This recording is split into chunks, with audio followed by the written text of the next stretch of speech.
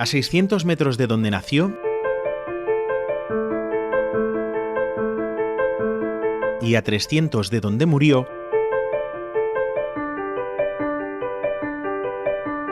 una exposición recorre en el Instituto Cervantes la figura de este autor teatral, novelista, director de cine y gran renovador del humor español.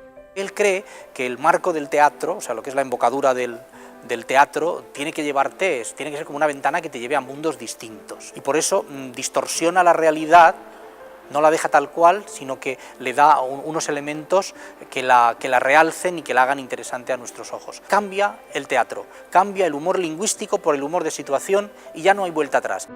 Su dedicación exclusiva durante toda su carrera literaria va a ser dignificar el humor.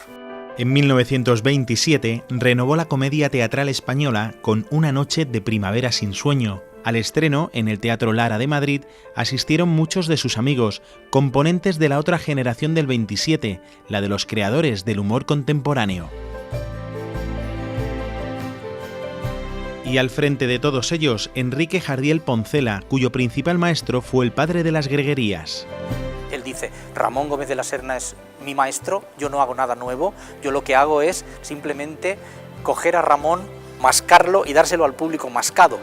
También fue decisivo en su carrera el cómico más popular del cine. Esto lo detalla Jardiel en sus memorias, ¿no? Tal día, cenando con Chaplin en tal restaurante, Chaplin dijo, yo soy el que escribe, el que monta mis películas, el que supervisa la producción, porque únicamente así puedes estar seguro del éxito, ¿no? Y Jardiel se refrenda en lo que él ya creía con estas opiniones de Chaplin, que era una persona a quien él evidentemente admiraba mucho. Él considera que para que una obra teatral sea propia y tenga el estilo propio de su autor, es el autor el que tiene que hacer todos los elementos del montaje. Jardiel Poncela trabó amistad con Chaplin en Hollywood, donde en 1932 se incorporó al departamento de producciones en castellano de la Fox. Asiduo de los cafés madrileños, en la meca del cine buscó un espacio semejante para escribir. Él tenía la costumbre de escribir en los cafés y él decía que en medio del ruido yo me inhibo y escribo, ya dejo de oír a la gente. Necesitaba esa vida, necesitaba esa actividad, era una cuestión de costumbre. Él jamás escribía en casa, escribía en los cafés, se pasaba el día en los cafés. Entonces, cuando fue a Hollywood, le prepararon un despacho pues, al uso, un despacho americano, grande, grandioso, con su mesa inmensa, y él no es capaz de producir ninguna obra allí, o sea, se siente pues, oprimido. Entonces le recrean uno de los cafés, un típico café madrileño, en uno de los estudios de la Fox, y es allí donde las camareras que le llevaban el café típico, pues lo bautizan como Poncela's Office. Para los estudios de la Fox en París, creó una nueva forma de expresión en el cine, que llamó los celuloides rancios. Los celuloides rancios pues fue un invento de Jardiel, es un subgénero cinematográfico, hoy muy imitado. Utilizó cortos del cine mudo, muy dramáticos, a los que superpuso sus comentarios humorísticos. Fue una manera de decir de un material desechado, porque ya tenemos el cine sonoro, ¿verdad? Podemos hacer algo muy cómico con un poco de imaginación. De su segunda estancia en Hollywood, lo más destacado fue la adaptación que hizo de una comedia suya al cine. Fue el autor de la primera película en verso, Angelina o el honor de un brigadier, que se rodó en Hollywood en 1935 y que fue un éxito. Su película fue la única película en verso que hemos tenido hasta ya los años 60-70, o sea, se tardó mucho en hacer.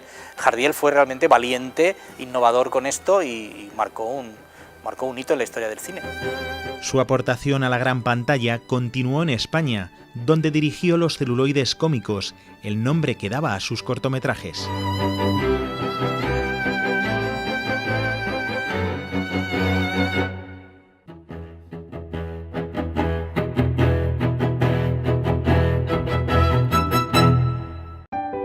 Emulando al cine, Jardiel Poncela diseñó en 1949 un teatro con escenarios móviles. Era un sistema en que las escenografías estaban situadas en una especie de tren alrededor del patio de butacas, con lo cual se podían añadir muchas más. Esto, combinado con un sistema de ascensores, podía hacer que en vez de 3 escenografías móviles en el escenario, pues pudiera haber 40 o 50 y que pudieran subir y bajar, dando a la obra teatral pues una imagen completamente cinematográfica. Evidentemente era un proyecto muy ambicioso, fuera del alcance de las empresas privadas, estaba pensado para un teatro nacional, pero en su momento por desinterés del Ayuntamiento de Madrid pues no se llegó a realizar. Jardiel Poncela fue un adelantado a su tiempo, un artista total que vivió entre dos grandes pasiones. La mujer, la primera, ¿no? Él fue un enamorado de las mujeres, él tuvo, bueno, pues prácticamente un complejo de Edipo con su madre, a la que adoraba, y luego vivió toda su vida con sus hermanas.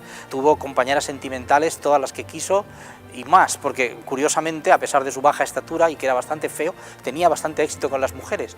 Y luego tenía 2 hijas a las que adoraba, o sea que él realmente vivió para las mujeres. Y la literatura fue su segunda pasión, porque realmente él trabajó muchísimo. La obra de Jardiel, la cantidad de escritos de todo género, es ingente, aunque no se haya publicado todo.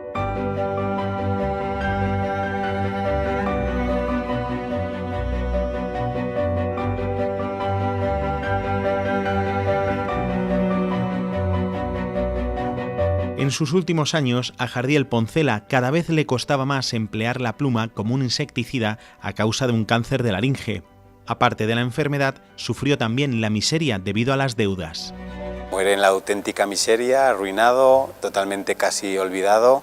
Si no es por Fernando Fernán Gómez, que fue un descubrimiento de él en uno de sus castings, pues que él estaba sufragando los últimos días, pues incluso casi se muere de inanición, ¿no? Él pasó unos años últimos en donde ya, a causa de su enfermedad, no podía escribir, escribía con gran dificultad, y lo poco que escribía pues se publicaba en una revista, en un periódico, y con ese dinero se hacía la compra del día, y murió realmente no solamente pobre, sino bastante solo y bastante olvidado.